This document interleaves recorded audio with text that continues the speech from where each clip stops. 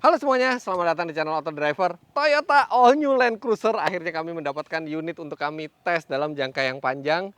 Eh, Kami belum mendapatkan unit tes dari Toyota, mungkin karena memang demand mobil ini luar biasa. Kami sempat mendapatkan unit tes dari Omobi, karena Omobi juga membeli All New Land Cruiser ini. Tapi baru beberapa hari kami pinjam, tiba-tiba plat nomor sementaranya habis dan lama sekali menunggu sampai plat nomor aslinya jadi. Untungnya kami punya sahabat lain yang memiliki Toyota All New Land Cruiser, yaitu Arif Muhammad. Jadi ini adalah unit milik Arif Muhammad dan dipinjamkan ke kami selama sekitar seminggu sehingga kami bisa merasakan langsung bagaimana impresi berkendara sehari-hari dengan Toyota All New Land Cruiser ini. Jadi kami sudah pernah membuatkan first impression dari All New Land Cruiser ini pada saat launching. Anda bisa klik link yang ada di atas kanan ini. Tapi di video kali ini kita akan lebih fokus ke bagaimana impresi berkendaranya, bagaimana rasanya ketika dikendarai di medan yang halus atau medan yang agak kasar, sampai apa saja kelebihannya dan apa saja kelemahannya, performanya bagaimana dan konsumsi bahan bakarnya bagaimana. Dan inilah review tes lengkap dari Toyota All New Land Cruiser.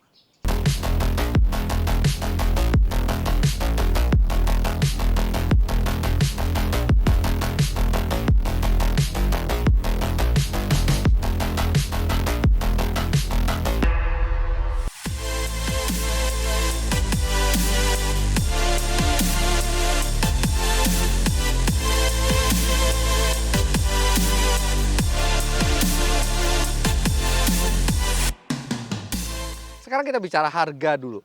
Ada dua varian dari Toyota All New Land Cruiser di Indonesia atau Land Cruiser 300, ini generasi 300. Yang pertama adalah VXR yang seperti unit tes kami kali ini, dan yang satu lagi GRS.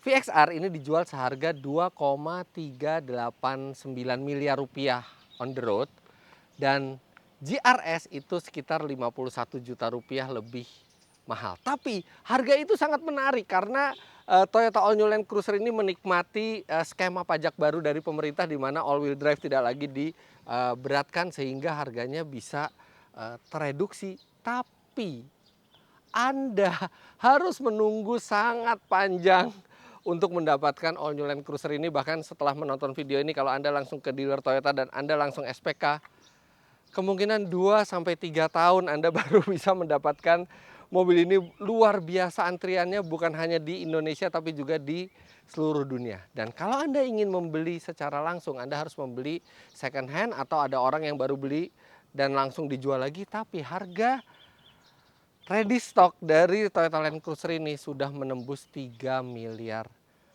rupiah. Jadi ya, harganya sebenarnya reasonable, tapi Anda tidak bisa mendapatkan cepat. Kalau Anda mau mendapatkan cepat, Anda harus membayar sangat mahal.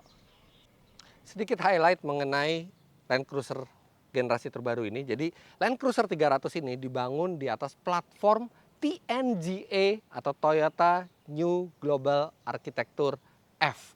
Dan dibandingkan sebelumnya dia lebih rigid, serta fokusnya adalah bagaimana untuk bisa meringankan mobil ini. Jadi tetap rigid, bahkan lebih rigid, tapi dia lebih ringan. Dan kenyataannya generasi terbaru ini 200 kg lebih ringan dibandingkan sebelumnya, dengan center of gravity yang juga lebih rendah. Semestinya ini akan memperbaiki handling dan kenyamanannya di jalan, tapi itu yang nanti akan kita lihat. Kemudian VXR dan GRS itu berbeda tampilan depannya. Cocok dengan image mobil ini sebagai mobil yang sering dipakai oleh pejabat, penguasa gitu ya, orang yang mempunyai power gitu ya. Ini lebih cocok yang VXR. Yang GRS sedikit terlalu sporty sebenarnya menurut kami untuk sebuah Land Cruiser. Tapi GRS yang di sini bukan sekedar aksesoris, tapi dia juga memiliki sejumlah perbedaan spek yang nanti akan kita bahas. Dan sebenarnya secara value for money, GRS itu lebih menarik karena fitur off-roadnya lebih lengkap, dan perbedaannya juga hanya sedikit dibandingkan VXR. Tapi bentuk dari VXR ini benar-benar tepat untuk sebuah Land Cruiser tegak. Walaupun ya pasti tidak aerodinamis, lampu LED-nya kecil, dan ini mobil gagah. Tapi dari samping dan belakang itu terlihat simple. Ini velgnya depan belakang sudah 20 inci, 265, 55. bannya, dan satu yang khas di Land Cruiser 300 ini adalah kap mesinnya dengan cekung di tengah. Jadi kesannya itu ada mesin V di balik kap mesin. Dan memang benar ada mesin V di balik kapnya.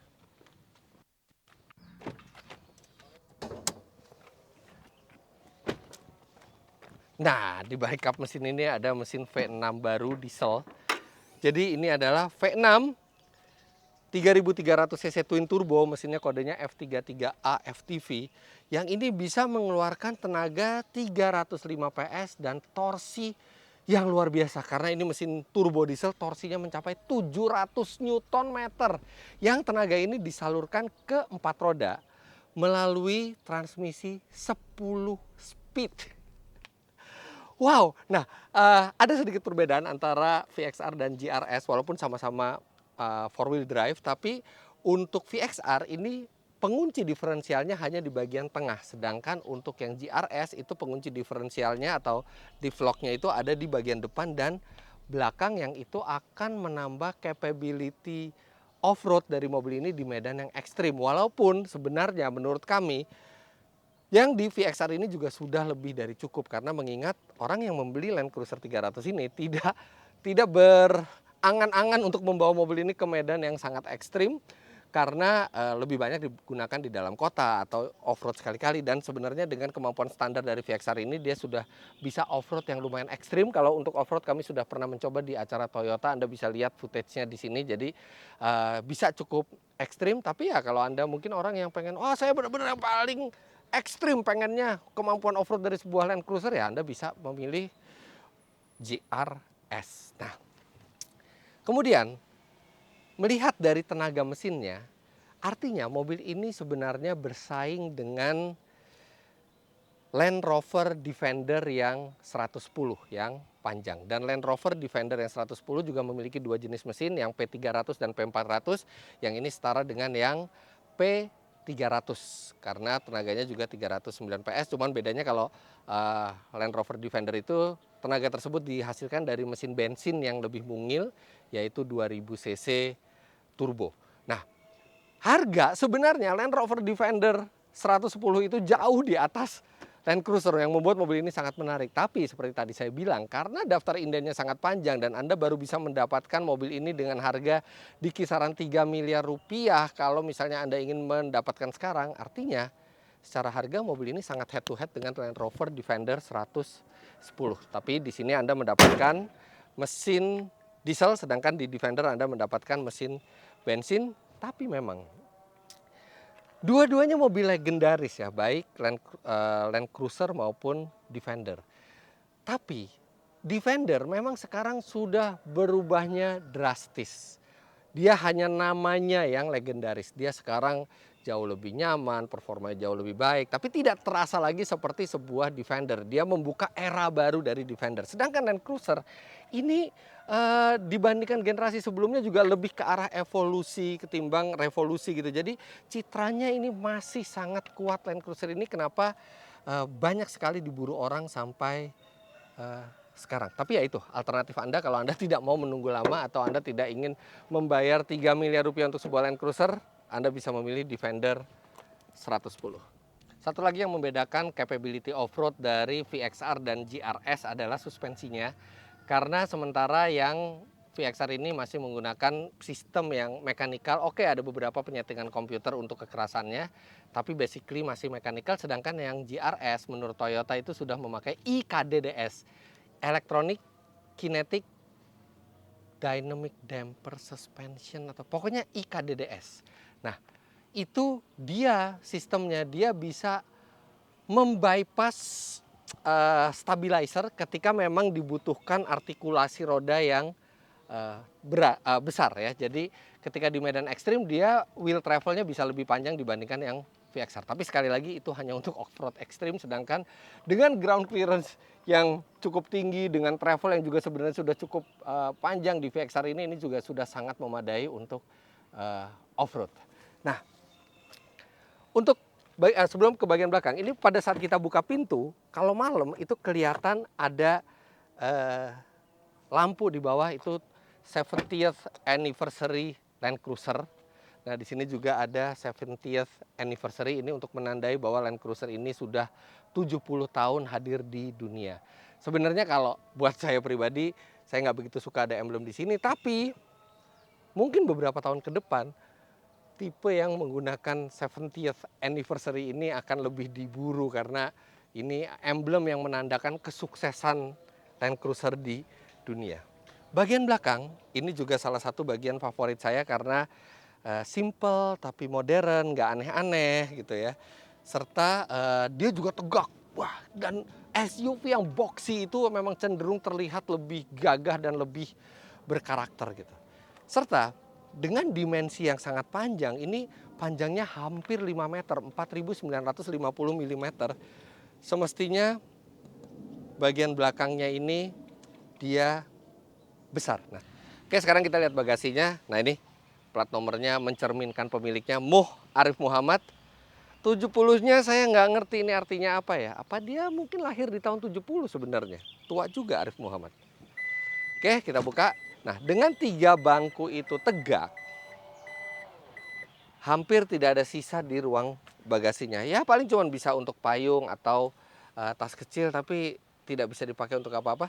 Nah, ini di bangku ketiganya, dia legroomnya masih oke buat orang dewasa, tapi kita duduknya seperti jongkok ya. Ya lebih cocok untuk anak kecil, tapi minimal dia memiliki headrest yang memadai, dan headrest ini bisa dilipat kalau kita mau lipat bangkunya. Nah, sekarang kita akan cek kapasitasnya. Ini untuk melipat bangku ketiga ini mudah sekali, tinggal menggunakan, tapi dia nggak bisa one touch ya. Walaupun elektrik dia tidak bisa one touch, jadi tetap harus dipencet terus. Nah, sangat mudah tanpa mengeluarkan keringat, dan itu langsung ada space yang rata untuk di bagasinya, dan ini sangat useful. Ini bisa untuk liburan keluarga dan Anda masih bisa memuat 5 orang lagi. Nah, kalau misalnya Anda ingin barang yang lebih besar, Anda harus melipat bangku tengahnya, dan saya akan coba untuk memasukkan sebuah barang yang sangat besar. Ini adalah mountain bike elektrik dari Orbea, dan ini sepeda istimewa karena ini besar. Velgnya 29 inci, ukurannya besar sekali. Bisakah sepeda ini masuk ke dalam? Tapi sebelumnya saya akan jelaskan sedikit tentang sepeda yang istimewa ini. Pertama, ini adalah sepeda premium. Harganya 178 juta rupiah. Tapi memang banyak sekali keistimewaannya. Ini adalah Orbea Rise M Team. Dia tipenya adalah e-bike MTB, mountain bike dengan karakternya all mountain. Dan dia bukan hanya ditenagai oleh kaki Anda, tapi juga dia memiliki baterai yang bisa membawa sepeda ini berjalan sampai 25 km kalau di jalan datar. Tapi menggunakan sepeda ini, itu dia tidak hanya untuk jalan datar, justru motor listriknya ini bisa membantu ketika Anda menanjak gitu. Jadi Anda bisa menikmati adventure tanpa perlu takut kelelahan, karena dia bisa memberi assist tenaga listriknya ini. Dan yang istimewa, sepeda ini full karbon, frame-nya karbon, semua karbon, mungkin hanya shock breaker-nya saja yang tidak karbon. Nah, makanya dia menjadi salah satu atau bahkan yang teringan di kelasnya, dengan bobot total sepeda hanya 18,2 kg. Padahal dia ada baterainya tapi masih cukup enteng. Jadi sampai stangnya juga carbon fiber, yang bukan carbon fiber ini suspensinya, tapi suspensinya juga spesial. Ini shock breakernya buatan Fox. Kalau Anda tahu, Fox itu membuat suspensi untuk mobil-mobil off-road bahkan yang ekstrim sekalipun. Nah, ini ada 2 shock breaker di depan dan di belakang. Kalau yang di depan malah 2, jadi total ada 3 shock breaker. Dan ini adalah Fox 36 Float Factory dengan travel di belakang itu bisa mencapai 140 mm dan di depan itu 150 mm, dan shock breaker ini bisa adjustable. Anda bisa atur kekerasannya yang akan membuat sepeda ini memiliki handling dan bantingan yang sesuai dengan keinginan Anda. Nah, ini baterai dari sepeda ini ada di sini, kapasitasnya 360 Wh yang kemudian menggerakkan motor listrik Shimano EP8 RS yang bisa melajukan sepeda ini hingga top speed 25 km per jam. Oke, kalau Anda mengayu sendiri, Anda pasti bisa lebih dari 25 km per jam karena ini memang sistemnya adalah memang untuk meng-assist Anda, untuk membantu Anda supaya lebih mudah menaklukkan tantangan. Nah, tenaga dari pedal serta mesin listrik ini disalurkan ke roda belakang lewat rantai, tentu saja. Dan rantai ini menggerakkan sprocket 12 speed dari Shimano XTR. Nah, sekarang kita akan coba apakah sepeda yang ukurannya sangat besar ini bisa masuk ke kabin belakang dari Land Cruiser 300. Tapi pertama kita akan lipat dulu bangku baris keduanya. Sekarang kita akan lipat jok tengahnya. Nah, ini one touch tumble dia, jadi mudah sekali. Sama satu lagi di sebelah situ, sebelah kiri. Tinggal tarik satu tuas dan dia langsung bisa. Nah, sekarang kita coba sepedanya masuk apa enggak. Nah, walaupun praktis dengan one touch tumble, tapi ternyata agak sedikit mengurangi space. Nah, ini buktinya sepeda gunung ini tidak bisa masuk 100% ke dalam, masih ada sisa di sini. Jadi ini pintu bagasinya tidak akan bisa ditutup. Tapi sekarang kita akan coba kalau kita tidak pakai one touch tumble-nya, kita benar-benar hanya pakai sekali pelipatan saja. Oke, sepedanya kita singkirin dulu. Sekarang kita akan seperti ini saja. Mestinya muat sih, kita coba. Nah, Anda bisa lihat begitu bangku tengahnya itu dilipat sekali saja, bukan yang one touch tumble, seluruh sepeda gunung dari Orbea dengan velg 29 inci ini masuk semua ke dalamnya, benar-benar bisa dilahap oleh kabin dari Land Cruiser 300 ini. Tapi memang karena ini bahannya itu bludru dia ya, maksudnya bukan bahan yang durable, jadi mungkin Anda harus meletakkan pengganjal untuk melindungi interiornya. Tapi besar sekali kabinnya, dan itu menunjukkan bahwa Anda bisa fleksibel untuk meletakkan barang apa saja di sini, dan ada banyak konfigurasi yang bisa Anda pilih.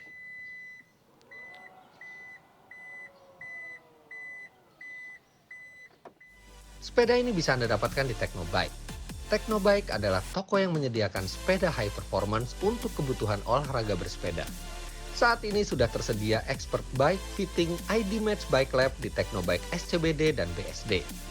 Official store Teknobike saat ini hadir di Tokopedia, Shopee, Bukalapak, dan Blibli. Anda dapat berbelanja dari rumah dan Teknobike akan mengantar pesanan Anda. Follow IG @teknobike.indonesia untuk info lebih lanjut, serta WA bisnis Teknobike di 08179 117799 untuk mendapatkan informasi terupdate.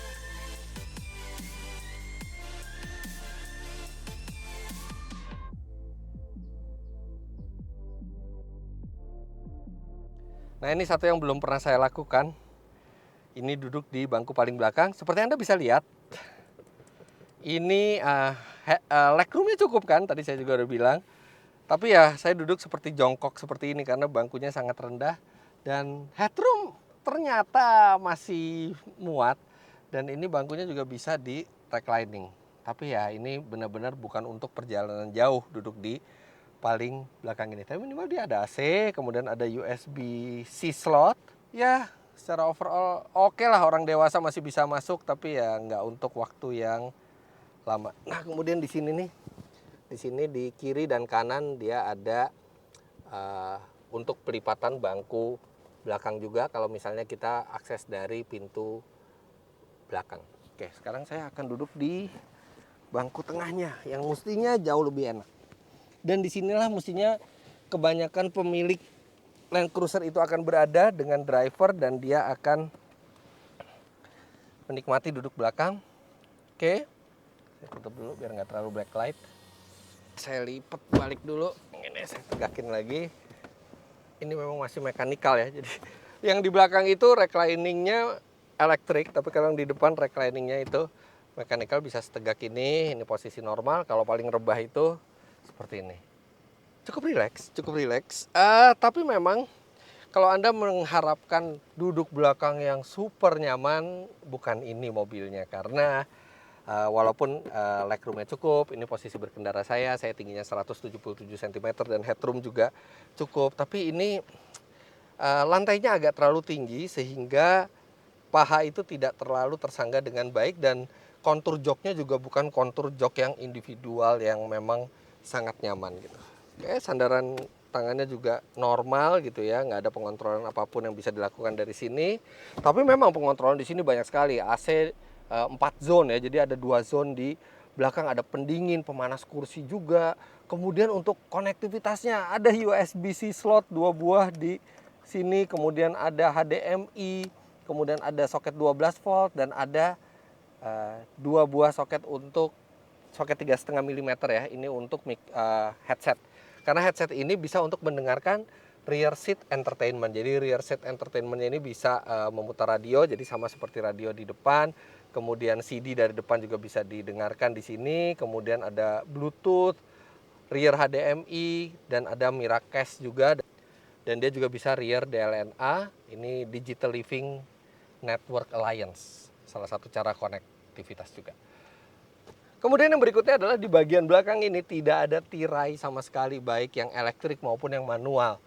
Padahal tipikal pembeli dari Land Cruiser ini pasti akan menyenangi kalau ada tirai karena bisa menambah privasi mereka. Tapi di Land Cruiser ini tidak ada untuk bagian belakang. Oke, jadi secara sekilas duduk belakangnya oke, cukup nyaman, tapi bukan tempat yang ternyaman. Dan rasanya bakal lebih nyaman kalau kita duduk di depan. Ini audionya sudah JBL, tapi ini ya saya suka dengan materialnya ya. Jadi materialnya ini halus di tempat duduknya dan dia perforated juga karena dia bisa pemanas dan pendingin.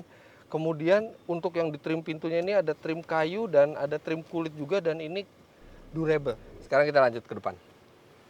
Tidak perlu takut mobilnya tinggi karena di depan maupun di belakang disediakan pegangan tangan ini yang akan bisa membantu Anda untuk naik atau turun dari mobil secara lebih mudah. Nah, di depan ini terjadi perubahan yang sangat drastis dari sebelumnya. Sekarang ada layar infotainment yang besar. Kemudian ini instrumennya belum digital 100% ya. Dia untuk RPM, penunjuk suhu, penunjuk bahan bakar, dan speedometer dia masih analog. Tapi yang di sebelah sininya sangat modern. Tapi dia juga masih banyak tombol-tombol fisik yang mana itu menyenangkan karena untuk mengatur AC semua sangat mudah dan Anda tidak perlu untuk melepaskan pandangan. Jadi kabin ini modern tapi masih ada sentuhan klasiknya dengan tombol-tombol mechanical. Tapi fiturnya banyak. Di sini ada wireless charging, kemudian pemanas pendingin kursi di semua kursi. Kemudian AC-nya tadi seperti saya sudah bilang dia 4 zone, jadi di depan ada 2, kanan kiri dan di belakang. Tapi memang display AC-nya semuanya ada di layar entertainment sistemnya ini. Kemudian di sini untuk all wheel drive, jadi Anda sudah ada H4 dan L4, jadi dia ada low gear juga. Rem parkir sudah elektrik dengan auto hold dan ini pengunci diferensial serta pelepas di vlognya ketika Anda ingin berputar balik. Dia juga sudah ada disediakan tombolnya di sini. Drive mode lengkap sekali. Untuk drive mode di aspal ada Eco, Comfort, Normal, Sport S Plus dan Anda juga bisa custom sendiri. Sedangkan untuk di off-roadnya juga Anda memiliki dari mulai auto, dia akan membaca permukaannya sendiri atau dirt, debu, pasir, lumpur sampai salju. Jadi drive mode-nya ini sangat lengkap. Kemudian dia juga ada hill descent control dan untuk crawling juga ada di sini. Bahkan pada saat sesi media test drive di Toyota itu juga diperlihatkan dia bisa menanjak yang sangat terjal. Jadi kemampuan off-roadnya tidak ada masalah sama sekali. Kemudian di sini masih ada CD player. Sudah jarang ada CD player di sini. Dan di balik panel kecil ini dia ada sambungan untuk konektivitas, ada USB-C dan masih ada USB biasa yang ini akan sangat memudahkan dan ada soket 12 volt. Kemudian yang saya sangat suka adalah laci tengahnya ini, karena laci tengahnya ini juga bisa berfungsi sebagai cool box dan dia bisa dibuka dari kanan maupun dari kiri dan ini ada cool boxnya dan ini dinginnya benar-benar dingin. Ini saya taruh minuman tadi di sini. Ini dinginnya seperti benar-benar dari kulkas. Dinginnya, lihat itu udah mulai ngembun, benar-benar proper. Dan ketika cool box ini Anda nyalakan, Anda tidak bisa mematikan AC. Jadi AC hanya bisa dimatikan kalau misalnya cool boxnya ini dimatikan.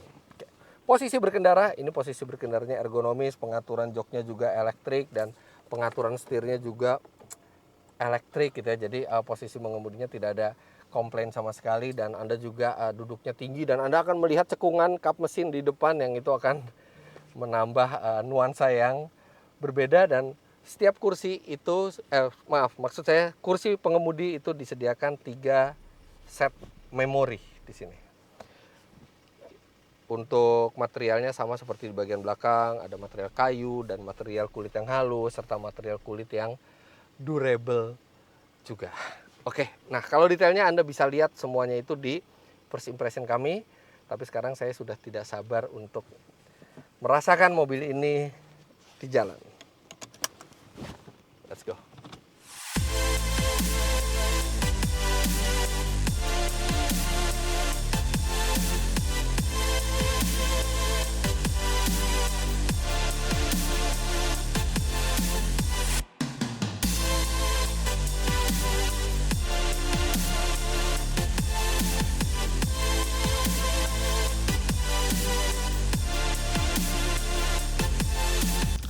Shell V-Power Diesel telah memenuhi standar Euro 5. Dengan teknologi Dynaflex, Shell V-Power Diesel memiliki daya bersih yang tak terkalahkan untuk melindungi dari endapan yang mengurangi performa mesin. Shell V-Power Diesel Euro 5 untuk performa dan efisiensi berkendara.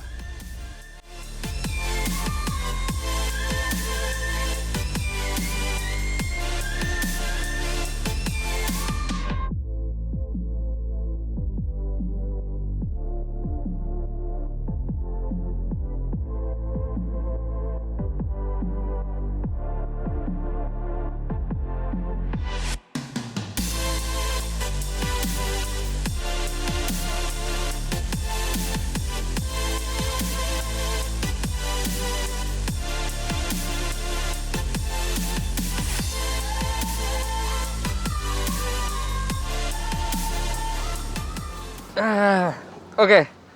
Jadi saya baru isi Shell V-Power Diesel untuk mobil ini. Jadi Land Cruiser ini mesinnya mensyaratkan bahan bakar diesel dengan kandungan sulfur tidak boleh lebih dari 500 ppm atau parts per million. Dan Shell V-Power Diesel itu sulfurnya sangat-sangat rendah, hanya 10 ppm. Jadi ini bahan bakar yang tepat. Dan saya juga bertransaksi menggunakan Shell Go Plus yang ada di aplikasi Shell Asia. Jadi setiap kali isi bahan bakar itu langsung poin kita bertambah, dan kita juga bisa mengecek di sini, dan nanti poinnya juga bisa ditukarkan, termasuk bisa ditukarkan dengan bahan bakar juga.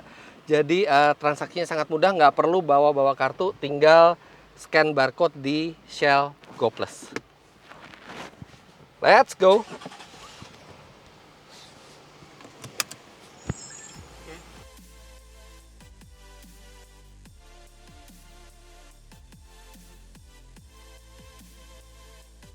Toyota Land Cruiser bukan dibeli orang untuk rasanya semata, tapi karena ketangguhan dan kegagahannya. Lihat ini, betapa maco dan elegannya mobil ini saat melaju di jalan.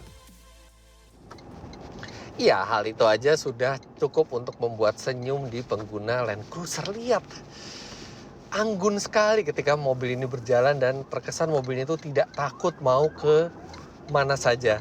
Tapi sebenarnya bagaimana rasanya mobil ini? Well, harus dibilang mobil ini masuk kategorinya nyaman. Bantingannya juga empuk. Bahkan di settingan yang paling keras juga itu masih tergolong cukup nyaman. Tapi memang ada nuansa old school di mobil ini karena dia sasisnya masih menggunakan leather frame gitu. Jadi ketika melewati garis kejut masih ada getaran sedikit-sedikit. Dan ketika melewati jalan yang bergelombang seperti ini tuh ada ayunannya, atau lewat polisi tidur tuh ada sampai mengayun 3 kali mobilnya gitu. Jadi khas old school. Jadi Anda tidak bisa expect bantingan yang sedewasa BMW X7, Mercedes-Benz GLS Class, atau bahkan Land Rover Defender gitu ya. Ini nyaman, ini empuk, tapi ada ayunannya dan ada getaran kecil-kecil yang itu masih khasnya Land Cruiser, itu masih terbawa ke sini, walaupun dengan kadar yang lebih minimal lah gitu ya. Tapi ada beberapa kalangan yang bilang bahwa Land Cruiser 200 atau Toyota Cygnus yang sebenarnya satu basis dengan generasi sebelum ini itu sedikit lebih halus bantingannya. Tapi kalau buat saya ini termasuk sudah nyaman, walaupun memang nuansa old school-nya itu tidak bisa hilang 100%, walaupun suspensinya sudah bisa diatur keras atau lunak gitu ya. Tetap ada terasa bahwa ini bukan suspensi yang 100% modern. Tapi saya sudah menemukan settingan yang sebenarnya enak buat mobil ini. Jadi nggak terlalu mengayun, dia stabil, tapi tetap lunak. Itu di settingan justru yang paling keras. Nah, settingan paling keras itu bisa didapat di settingan yang Sport S Plus atau di settingan yang custom yang hanya suspensinya aja yang kita keraskan. Tapi itu syaratnya mobilnya harus penuh, minimal 5 orang lah gitu ya. Itu jadi bantingannya dewasa sekali di situ, tidak mengayun. Tapi juga dia masih menjadi cukup empuk karena muatannya berat. Jadi kalau mobil ini dinaiki banyak orang itu memang terasa lebih dewasa bantingannya dibandingkan sendiri. Karena kalau sendiri seperti ini pakai settingan yang Sport S Plus itu agak sedikit terlalu keras. Tapi kalau pakai settingan yang comfort atau normal itu agak sedikit mengayun. Tapi overall tetap nyaman ini mobil. Land Cruiser terbaru sudah mengadopsi platform TNGA yang semestinya membuat pengendalian dan kestabilannya lebih baik. Akan tetapi ia tetap jauh dari rasa sporty. Oke, sekarang kita coba bermanuver dengan mobil ini. Kita di mode comfort yang paling lunak. Limbung sekali mobil ini. Emang sih nggak sampai kayak mau kebalik gitu ya, tapi setirnya lambat gitu ya, nggak direct dan ada kelimbungan yang terasa. Sekarang kita masukkan ke Sport Plus. Nah, ini paling keras bantingannya. Kita coba lagi. Kelimbungan lebih sedikit. Ya, tapi tetap limbung lah mobil ini. Bukan mobil yang bisa bermanuver dengan lincah. Memang di kecepatan tinggi dia masih cukup stabil ya. Ini maksudnya kelimbungannya tidak sampai yang mengkhawatirkan. Tetap bisa bermanuver di kecepatan tinggi tapi tidak lincah ya. Yang jelas mobil ini bukan mobil yang asik buat dibawa ngebut dan kemudian melibas tikungan dengan presisi. Bukan ini mobilnya. Mobil ini besar, mobil ini berat, teknologi sasisnya masih leather frame. Jadi mobil ini bukan mobil yang lincah atau super stabil. Akan tetapi bila kita berbicara tentang tenaga dan akselerasi, Land Cruiser terbaru ini sangat menyenangkan.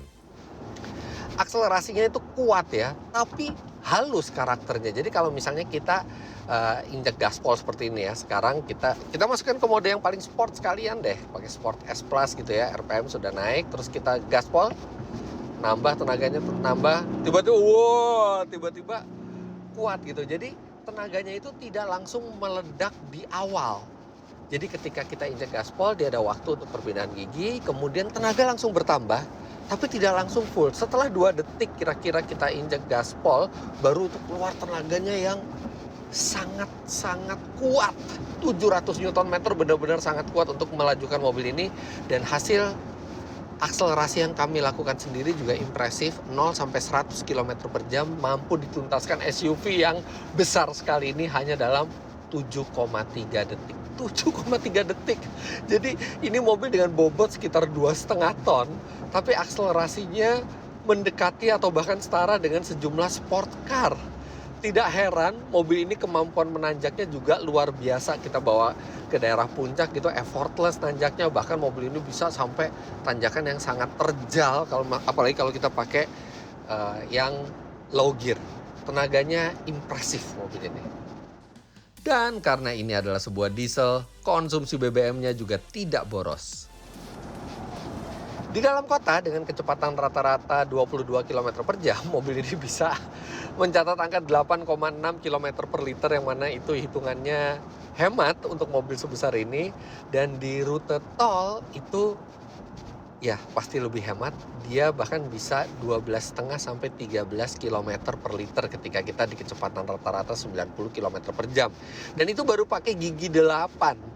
Sebenarnya bakal bisa lebih hemat lagi ketika dia bisa sampai gigi 10 karena RPM-nya pasti lebih rendah. Karena gigi 10 itu di 100 itu RPM-nya hanya 1200, rendah sekali. Tapi kalau kita di mode otomatis, gigi 10 itu baru bisa masuk secara otomatis ketika kecepatan kita di kisaran 120 km per jam ke atas. Jadi nggak terlalu terpakai sebenarnya, kecuali Anda mau melanggar aturan kecepatan maksimal. Dan tentu saja dengan tenaga yang kuat, Penggerak 4-wheel drive, ground clearance tinggi, dan sasis leather frame, mobil ini sangat tangguh di medan off-road. Ya, tapi di video kali ini karena unit testnya ini bukan milik Toyota dan ini milik pribadi dan punya teman, punya sahabat saya gitu ya, kayaknya saya nggak akan ajak off-road gitu ya, karena nggak mungkin saya meresikokan kondisi mobil ini hanya demi konten gitu. Tapi pada saat media test drive juga Toyota sudah mencoba memperlihatkan kemampuan off-road mobil ini, dan kami juga sudah melihat referensi di luar bahwa mobil ini memiliki kemampuan off-road yang cukup impresif walaupun di tipe VXR sekalipun gitu ya. Tapi memang kalau untuk off-road yang lebih ekstrim, GRS pasti lebih capable. Namun untuk sebagian besar kebutuhan kita, mobil ini sudah sangat memadai. Sistem all-wheel drive-nya pintar dan tangguh, ada low range-nya juga, serta ada locker diferensial tengah. Bahkan yang GRS ada locker diferensial depan dan belakang, serta jangan lupakan juga dia memiliki drive mode yang cukup banyak untuk mode off-roadnya, dari mulai di dirt, sand. Dirt itu seperti kerikil-kerikil ya, gravel atau pasir atau lumpur atau bahkan salju, dia bisa kita pilih mode yang sesuai dengan kondisi berkendara off-road kita. Jadi ini adalah tetap merupakan off-roader yang tangguh dan leather frame. Kita juga nggak takut kemana-mana, dan mobil ini bisa menjelajah ke medan yang lebih ekstrim dibandingkan kebanyakan mobil all-wheel drive premium lainnya. Dengan Land Cruiser, Anda bisa berjalan kemana saja dengan penuh rasa bangga tanpa merasa khawatir ke segala medan. Tapi memang ada beberapa hal yang agak mengganggu di mobil ini. Yang pertama, mobil ini belum memiliki panoramic roof, hanya sunroof saja. Mestinya mobil di kelas 2 miliaran ke atas itu nice kalau kita bisa memiliki panoramic roof. Yang kedua, tidak ada tirai belakang, baik yang elektrik maupun mekanikal. Padahal profil pembeli dari Land Cruiser juga pasti kadang membutuhkan privacy lebih, tapi tidak ada tirai di belakang. Kemudian entertainment system di belakang adalah nice touch ya, karena orang juga butuh entertainment system di belakang, tapi memang dia terintegrasi dengan depan sehingga dia belum se-fleksibel sistem entertainment yang bisa tethering internet atau bisa punya wifi ya untuk tethering dengan handphone kita, jadi bisa nonton YouTube, Netflix. Nah, ini entertainment sistemnya belum bisa, jadi terbatas kemampuan untuk menonton videonya hanya dari HDMI dan juga mungkin dari phone mirroring gitu ya, tapi tidak seleluasa kalau dia bisa wifi dan tersambung dengan internet. Kemudian satu hal lagi, untuk mobil sebesar ini sebenarnya ruang penyimpanannya itu tidak banyak. Ini laci di sisi supir dan penumpang itu juga tidak besar, laci di depan juga tidak besar. Bahkan laci ini sebenarnya cukup besar, tapi dia fungsinya lebih ke arah pendingin gitu ya, lebih bagus dimaksimalkan sebagai pendingin. Dan di kontrol tengah ini hanya ada wireless charging, tidak ada konsol untuk penyimpanan. Jadi untuk mobil sebesar ini penyimpanannya tergolong minimal, terutama di bagian depan. Akan tetapi di sisi lain, Land Cruiser juga punya banyak hal menyenangkan. Yang pertama adalah mode berkendaranya sudah banyak, tapi Toyota masih menyediakan satu mode custom. Jadi itu kita bisa style. Favorit saya adalah mesin di setel dalam posisi yang paling garang, tapi suspensinya di setel ke yang empuk gitu ya, jadi seperti muscle car SUV gitu ya. Jadi kita bisa punya fleksibilitas untuk mengatur setelan dari mesin, dari sasisnya gitu ya, secara individual gitu, tidak mengikuti setting yang sudah ada.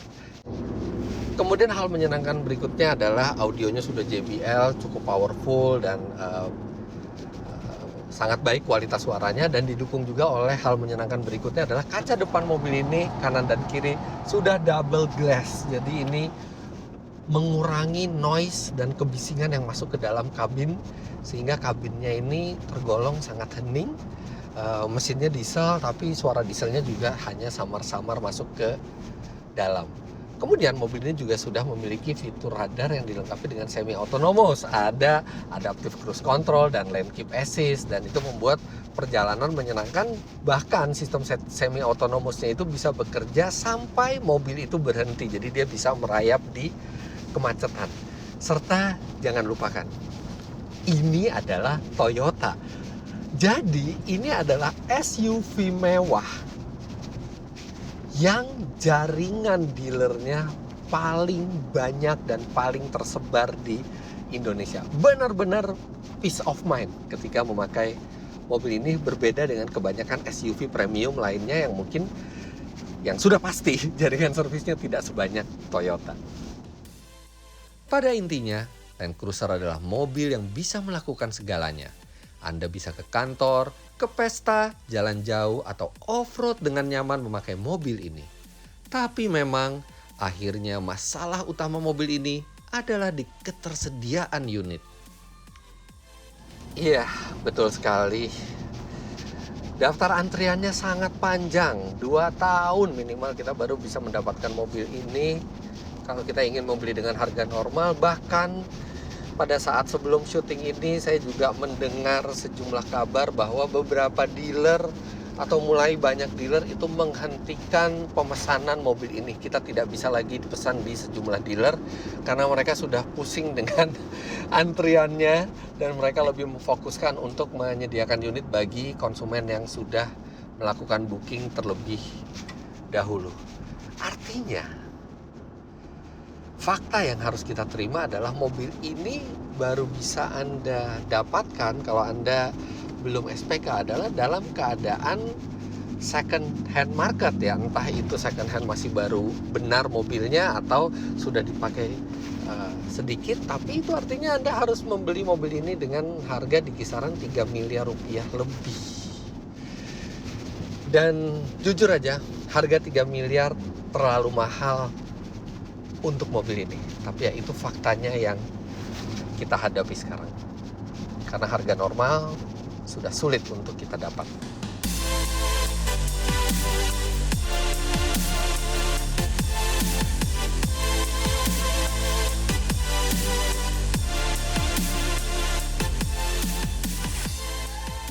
Oke, jadi bagaimana kesimpulan kami tentang Land Cruiser 300 ini? Well, untuk harganya, harga price list ya, mobil ini sangat layak untuk Anda miliki. Dia memberikan semuanya. Anda bisa kemana saja dengan mobil ini dan dengan style juga.